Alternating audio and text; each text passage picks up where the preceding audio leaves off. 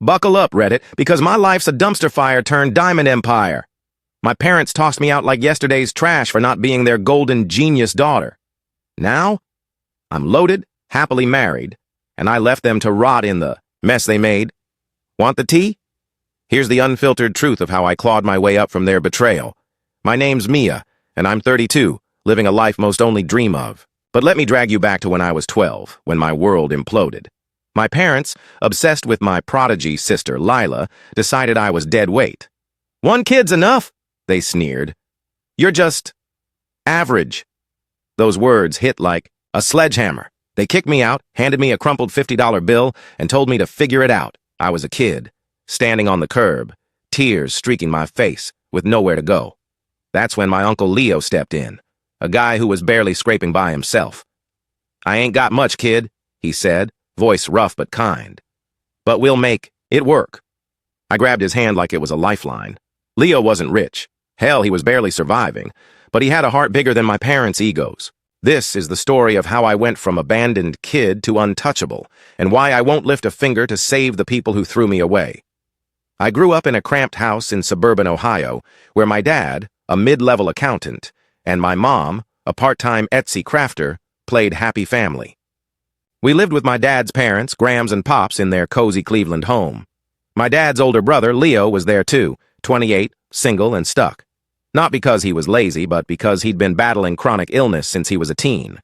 He could only manage a few hours a week at a local bookstore, barely enough to buy groceries. Leo always looked like he carried the weight of the world.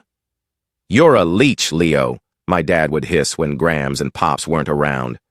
I'd catch Leo's face fall, but he never fought back. As a kid, I didn't get why Dad was so cruel. Grams and Pops loved both their sons equally, no favorites. But Dad, he acted like Leo was a stain on the family. I'd see him smirk, muttering about wasted potential, while Leo just took it, head down. "Why don't you snap back?" I asked Leo once, my 6-year-old voice trembling. He gave me a sad smile. "I'm living off their dime, Mia. Gotta eat the dirt sometimes." Even then, I knew it wasn't fair. Dad was mooching off Grams and Pops, too. His accounting job barely covered our bills, but he'd never admit it. In front of my grandparents, he was all smiles, playing the dutiful son. Behind their backs, a bully. Grams and Pops were the glue, holding us together. Their house was warm, filled with the smell of fresh bread and old books. When they were around, Leo's shoulders relaxed, and he'd crack jokes that made me giggle.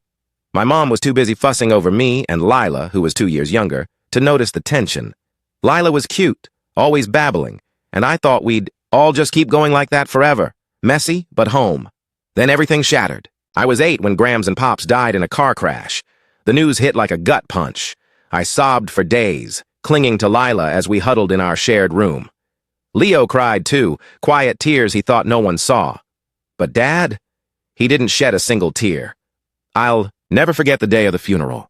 While everyone mourned, I caught him in a corner, grinning like he'd won the lottery. It wasn't grief or shock.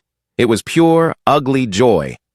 I was just a kid, but I knew that smile meant trouble. Dad wasn't sad. He was counting the inheritance, the house, the savings, all of it. His own parents were gone, and he was practically dancing. Leo, meanwhile, was broken, his eyes red but kind, as he ruffled my hair to comfort me. How could 2 brothers be so different? That moment planted a seed of disgust for my dad that'd only grow.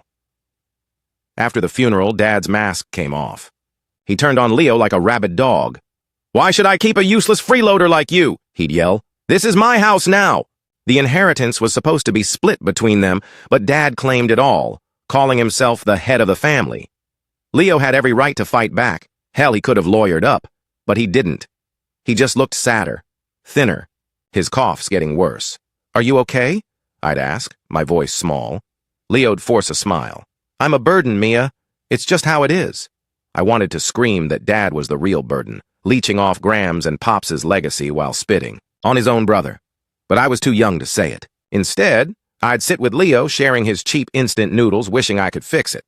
3 months later, Dad crossed a line. "Get out, you parasite!" he roared, throwing Leo's stuff into a duffel bag. Leo didn't argue. He just packed and left, his frail frame hunched against the cold.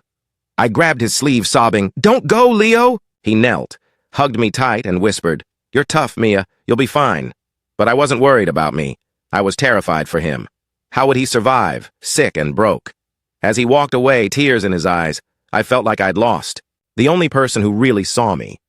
Little did I know, I was next. Dad's cruelty wasn't done. It was just warming up. And soon, I'd be the one on the street, fighting to survive a family that decided I wasn't worth keeping.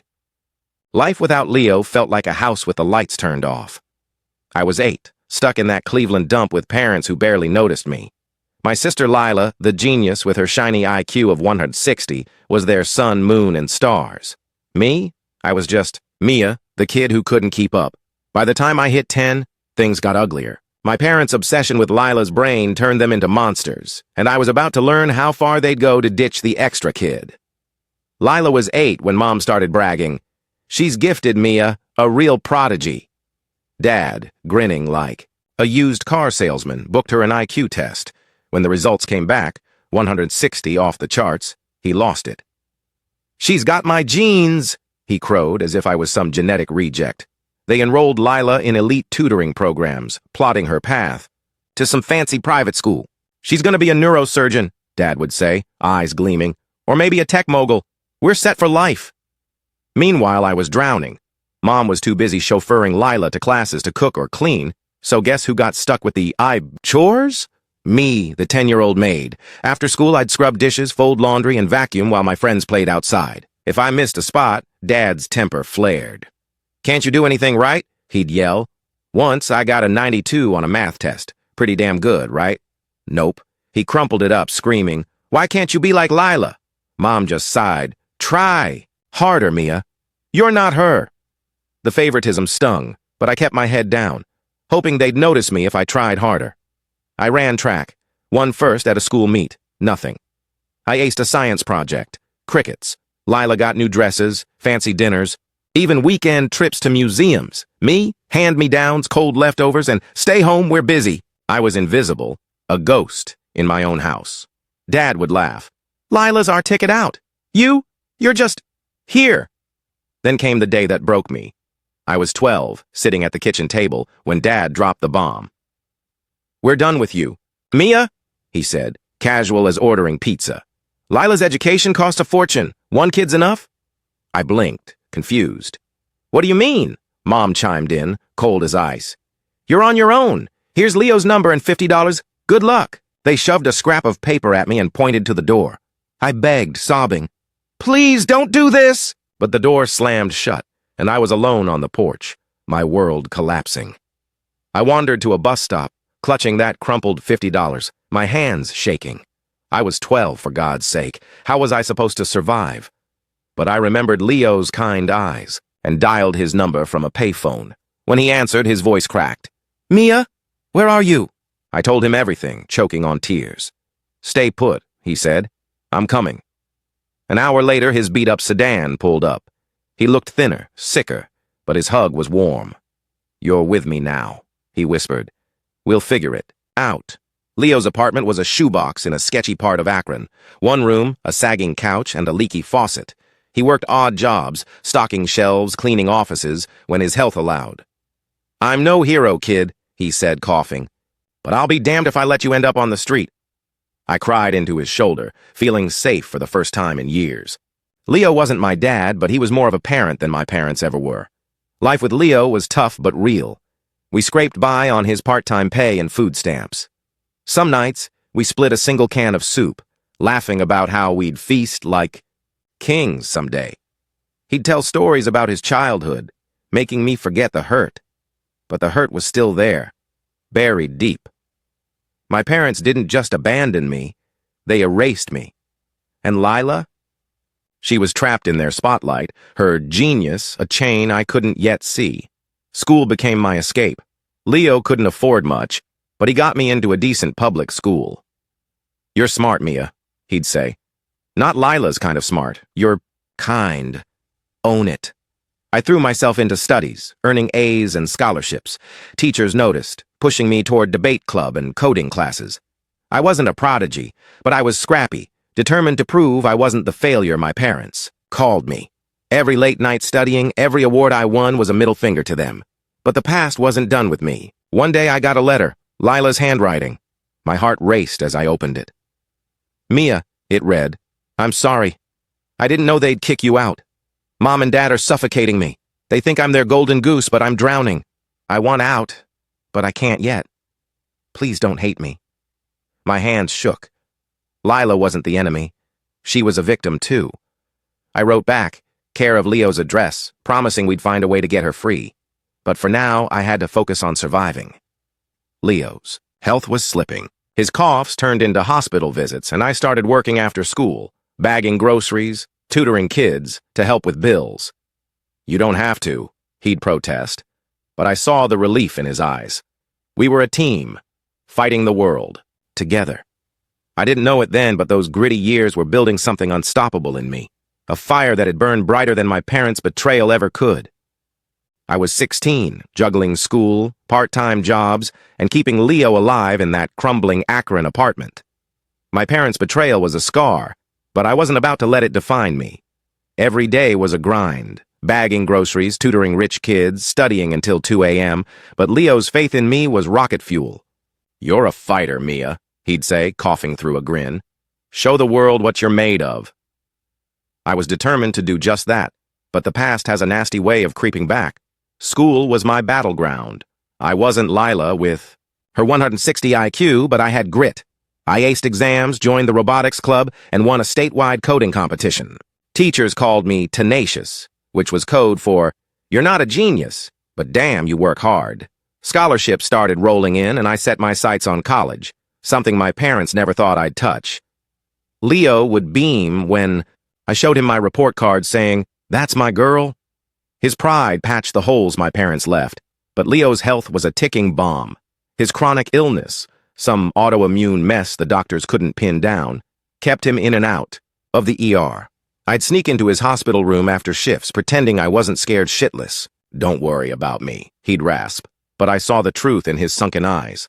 I started stashing every penny I earned, terrified of losing the only family I had. We were barely keeping the lights on, but Leo's warmth made that dingy apartment a home. Then a bombshell hit. I was 17 sorting mail when I found another letter from Lila. Her words were shaky, desperate. Mia, I'm trapped. They're pushing me into med school, but I hate it. They don't care what I want, just their genius plan. I'm sneaking this letter out. Help me. My heart sank. Lila wasn't living the dream. She was a prisoner in our parents' fantasy. I wrote back, hang in there. I'll get you out when I can. But what could a broke teenager do? I felt useless, but I swore I'd save her someday. That vow lit a fire under me. I graduated high school with honors and landed a full ride to Ohio State for computer science. Leo cried at my graduation, frail but proud, whispering, you did it, kid. College was a whole new beast, late nights coding, dodging rich kids, who partied while I worked. I interned at a tech startup, learning to build apps and hustle like my life depended on it. By 20, I was freelancing, pulling in enough to cover Leo's meds and our rent. It wasn't riches, but it was progress. Then, out of nowhere, my parents showed up. I was 21, grabbing coffee near campus, when I saw them, older, grayer, but still, with that smug air. My stomach twisted. Mia, Mom called, like we were old pals. We need to talk. I wanted to run, but my feet froze. Dad jumped in, all fake warmth. Let's put the past behind us, be a family again. I laughed, bitter. Family? You kicked me out at 12. Their faces hardened, but Dad pressed. You're doing okay, right? We're struggling. Lila's not cooperating. I pieced it together fast. Lila, their golden goose, wasn't delivering. She'd flunked out of pre-med, rebelling against their pressure. Now they were broke, Dad's accounting firm had tanked, and they thought I'd be their new ATM. Help us out, Mom pleaded. We raised you, I snapped. You raised me until I was 12, then threw me away. Leo's my family. Dad's face twisted. That loser? You're picking him over us? I didn't flinch. Damn right. They got pushy following me to my dorm, demanding I step up. Dad grabbed my arm, hissing, You owe us! I yanked free, heart pounding. I owe you nothing. Get out. They backed off, but I knew they weren't done. I called Leo, voice shaking. They found me. He was calm, but firm. "You're stronger than them, Mia. Don't let 'em in." I hung up, resolve hardening. I wasn't that scared kid anymore. I was building something, and they couldn't touch it. Back at school, I doubled down. I landed a job at a Columbus tech firm, coding for a logistics app.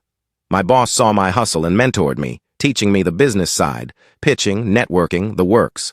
By 23, I was leading projects, saving every dime to get Leo better care. I also kept in touch with Lila, who'd moved to a cheap apartment, working as a barista while dodging our parents. "I'm free," she wrote, "but I'm lost." I sent her money when I could, promising we'd reunite. Then, a break.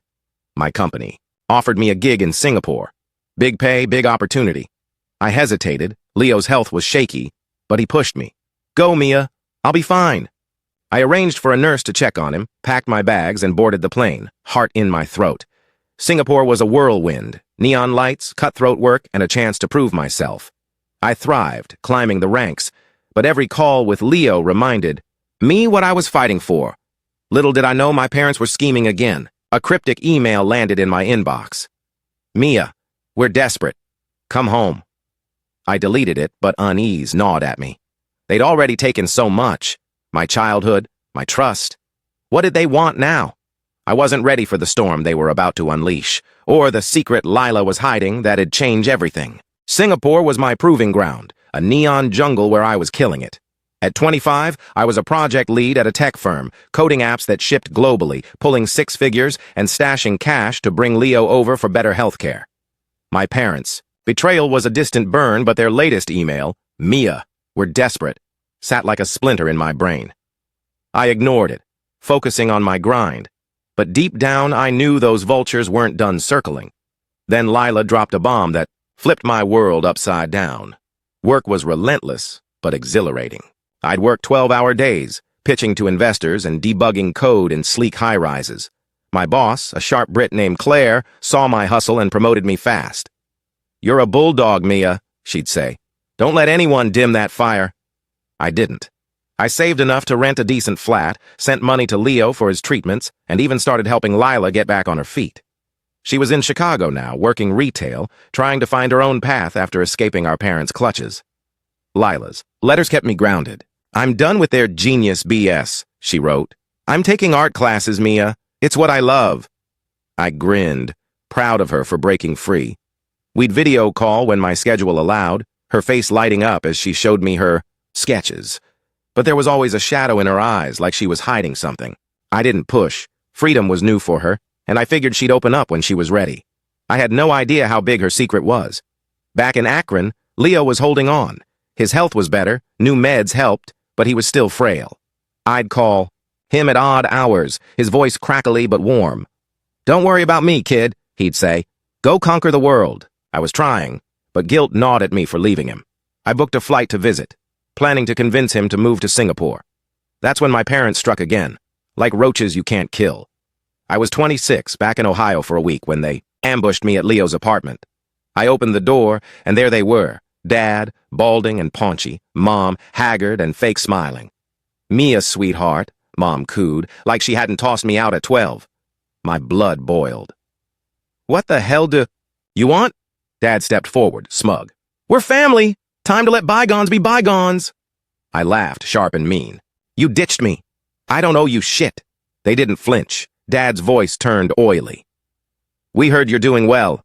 Big job, fancy life. We're in a bind, Mia. Lost the house, no savings." Mom chimed in. "Lila's useless now.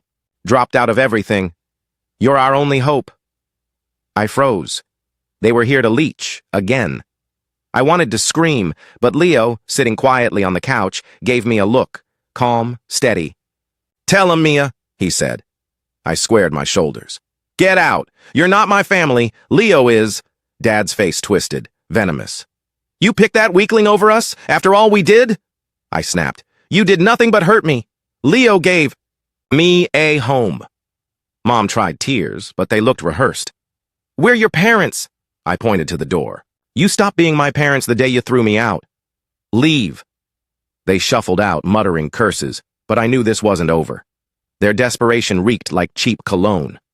Back in Singapore, I threw myself into work, landing a deal with a major client that got me a bonus fat enough to fly Leo over. He arrived, wide-eyed at the city's glow, and moved into my spare room. "Fancy digs, kid," he teased, but his cough was lighter, his smile brighter. We'd cooked cheap noodles, laughing like old times, but I couldn't shake the feeling. My parents were plotting something.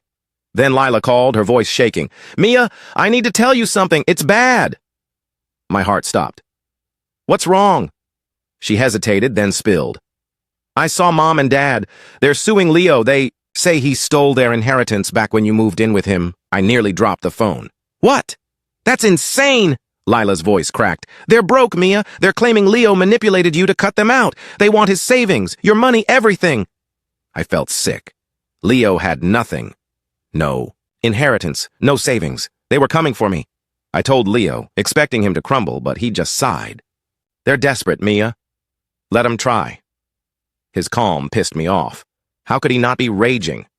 I hired a lawyer, a shark named Priya, who dug into the case. She found nothing. Dad had taken every cent of Graham's and Pop's estate years ago. The lawsuit was a bluff, a desperate grab for cash, but it stirred up old wounds, and I wasn't letting them touch Leo or me. Then Lila dropped another bomb. "There's more," she whispered. "I've been digging. Dad's been lying about more than the inheritance. He's not who he says he is." My pulse raced. "What do you mean?" She paused, voice barely audible. "I found papers. He's got a whole other life. Debts, scams, maybe another family." My mind reeled. Was Dad a con man? A bigamist? I didn't know what to believe, but one thing was clear. My parents were a poison, and I'd fight tooth and nail to keep them out of my life. I was 28, thriving in Singapore's tech scene, my name on patents and my bank account finally solid. Leo was with me, his health steadier in the city's top-notch hospitals, and Lila was carving her own path in Chicago, chasing her art dreams. But my parents' lawsuit against Leo, claiming he stole their inheritance, hung over us like a guillotine. Then Lila's cryptic warning about Dad's other life hit like a grenade. I was about to uncover a truth so twisted it'd make my head spin, and the fight to protect my real family was just beginning. Singapore was my empire. I'd climbed to senior developer at a fintech giant, leading a team building blockchain apps. My flat overlooked the marina, all glass and glow, a far cry from Leo's old Akron dump. He'd tease me, "Mia, you're too fancy now," but his eyes sparkled with pride. I'd gotten him a part-time gig at a bookstore, light work, just to keep him busy. He loved it, chatting up customers, his coughs rare now. For the first time, life felt stable. Then my parents' lawyer sent a letter that set my blood on fire. The letter was a gut punch. They demanded $200,000, claiming Leo had manipulated me to alienate them, costing them their rightful share of Graham's and Pop's estate. It was bullshit. Dad had swiped every cent years ago, but they'd hired some sleazy attorney to spin their lies. I called Priya, my lawyer, who laughed. "They've got no case, Mia. It's a shakedown." But the audacity of it. Suing Leo, the man who saved me, made me want to scream. I wasn't letting them touch him. Lila's call came next, her voice tight. "Mia, I found something else. Dad's been using a fake name on some shady deals. I hacked his old email. Don't ask. How? And there's contracts, loans, even a marriage certificate. Not to Mom." My jaw dropped. "Another wife?" Lila hesitated. "Maybe. Or a scam. He's been dodging creditors for years, running side hustles under an alias. James Carter. Sound familiar?" It didn't, but it sounded like trouble. "Send me everything," I said, my mind racing. The docs Lila sent were a rabbit hole. James Carter had racked up $500,000 in debt, gambling, bad investments, you name it. There was a marriage record to a woman named Carla in Nevada, dated 5 years ago. Was Dad a bigamist? A con artist? I showed Leo, expecting him to be shocked, but he just sighed. "Your dad always had secrets, Mia, even when we were kids." I pressed him, but he shook his head. "Some things are better left buried." His calm unnerved me. Why wasn't he raging? I couldn't let it go. I hired a PI, a grizzled ex-cop named Raj, to dig into James Carter. While he worked, I flew to Chicago to see Lila. She met me at a dive bar, her sketchpad tucked under her arm. She looked older, haunted. "I feel guilty," she admitted, sipping a beer. "I was their golden kid. But I saw how they treated you. I should have fought harder." I hugged her. You were a kid too, Lila. We're free now. But her eyes flickered. Not if they keep coming for us. Raj's report landed a week later, and it was a bombshell. James Carter wasn't just an alias. Dad had been living a double life for a decade. He'd married Carla, a wealthy widow under the fake name, siphoning her savings before ghosting her. He'd run similar scams in 3 states, dodging lawsuits and arrest warrants. The inheritance from Grams and Pops? He'd blown it on, failed. Investments tied to his alias. Mom knew bits and pieces but played along for the cash. My parents weren't just cruel. They were criminals. I was shaking when I told Leo. He sat quietly, then said, I knew he was trouble, but not this deep. I'm sorry, Mia. I snapped. Why didn't you tell me? He looked away. I wanted to protect you. You were a kid, already hurting. His words stung, but I saw his love in them. Still, I was done being protected. I wanted justice. Priya filed a counterclaim, exposing Dad's fraud to dismiss their lawsuit. But I wanted more. I wanted them to pay for every tear I'd shed. Leela flew to Singapore, needing a break from Chicago's ghosts. We sat on my balcony watching the city pulse, and she spilled more. I found Mom's diary at their old place, she said. She wrote about you, Mia. Called you the mistake. Said they only kept you until I showed potential. My chest tightened. I wasn't surprised, but it hurt like hell. Lila grabbed my hand. You're not a mistake. You're my sister. Her words were a lifeline, pulling me back from the edge. But the storm wasn't over. Raj called with a final twist. Carla, Dad's other wife, was hunting him down, and she'd tracked him to Singapore. She didn't know about me yet, but she was closing in, and she was pissed. My parents were cornered, broke, exposed, and now facing a vengeful ex. I should have felt triumphant, but fear crept in. What if they lashed out? What if they came for Leo again? I looked at him, laughing with Lila over dinner, and swore I'd protect my real family, no matter what came next. I was 30, standing tall in Singapore's skyline, my tech career soaring, Leo healthier than ever, and Lila finally free, painting her heart out. But my parents' shadow loomed large, their lawsuit against Leo, Dad's secret life as James. Carter! And now Carla, his vengeful ex, closing in. The truth was out, their scams exposed, but they weren't done. They wanted one last shot to drag me down. What they didn't know? I was ready to burn their world to ash and walk away stronger than ever. The lawsuit was crumbling. Priya, my lawyer, had shredded their case, proving Dad swiped Grams and Pop's inheritance years ago. But my parents doubled down, sending threatening texts. You'll regret crossing us, Mia. I laughed, bitter. They were broke, living in a Cleveland motel, their scams catching up. Raj, my PI, confirmed Carla was in Singapore, hunting Dad for her stolen $300,000. I didn't trust her, but I saw an opening, a way to end this for good. I called Lila, now crashing at my flat, her canvases brightening my sterile space. We need to finish this, I said. She nodded, eyes fierce. They don't get to hurt us anymore. We hatched a plan, risky but bold. Confront them, expose their lies publicly, and let Carla's wrath do the rest. Leo hesitated. You, sure, kid. This could get ugly. I squeezed his hand. They made it ugly. I'm just cleaning up. His proud smile fueled me. Raj tracked my parents to a seedy Singapore hotel, likely chasing me for cash. I arranged a meeting, pretending to negotiate. We met in a crowded cafe, neutral ground. They looked pathetic, Dad's suit frayed, Mom's eyes hollow. Mia, let's be family, Dad started, voice slick. I cut him off. Family? You threw me out at 12. You're con artists. Mom gasped, fake tears ready, but I held up Lila's evidence, Dad's James Carter contracts, the marriage certificate to Carla. Their faces paled. You've got nothing, I said. No money, no case, no daughter. Dad lunged, snarling. You ungrateful brat! But Lila stepped in, voice cold.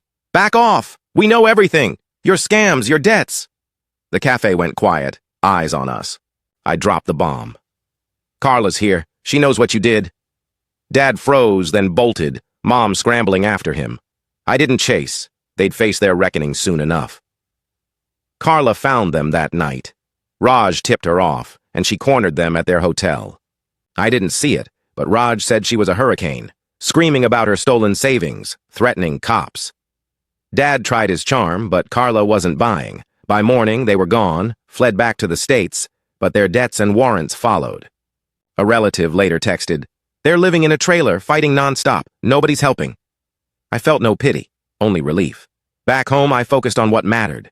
Leo, now 52, was thriving, teaching kids to read at his bookstore job. His health was stable, and he'd started dating a sweet librarian, May. "You gave me a second shot, Mia," he said, eyes misty. Lila was blooming too, her art gaining buzz in local galleries. She'd moved to Singapore permanently, sharing my flat, our late-night talks, healing old wounds. "You saved me," she said one night, hugging me tight. "We saved each other," I replied. Then, the cherry on top, I got a call from Claire, my old boss, now at a Silicon Valley giant. "Mia, we want you as CTO, 7 figures, stock options." My jaw hit the floor. I accepted, and we all moved, me, Lila, Leo, and May, to California. I bought a house in Palo Alto, big enough for our weird, perfect family. Leo cried at the housewarming, toasting to Mia, who turned pain into power. Lila raised her glass, grinning. To us, unbreakable. 1. Last surprise came months later. Lila, digging through old boxes, found a letter from Grams, written before her death. "Mia, you're special," it read. "Your heart is your strength. Don't let anyone dim it." I sobbed, realizing Grams saw me when my parents didn't. That letter became my anchor.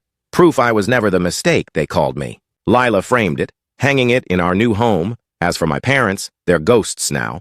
Last I heard, they're dodging creditors, their genius dreams dust. Lila and I don't talk about them. We're too busy living. I walk past our garden, where Leo's teaching my adopted rescue pup tricks, and Lila's painting a mural. This is my family, forged in fire, not blood. I look back on that scared 12-year-old, abandoned on a curb, and smile. She made it, and she's never looking back. And here it is, the finale of today's story. Did everything turn out as you imagined, or did it end unexpectedly? I'd love to hear what you think. Leave your thoughts in the comments below, and let's dive into the discussion together. If this story kept you in suspense, don't forget to give it a thumbs up. And if you haven't signed up yet, what are you waiting for? This is your chance to join an incredible community where exciting new stories unfold every day. Click the subscribe button and turn on notifications to stay up to date. Thanks for your attention, and see you on your new adventures.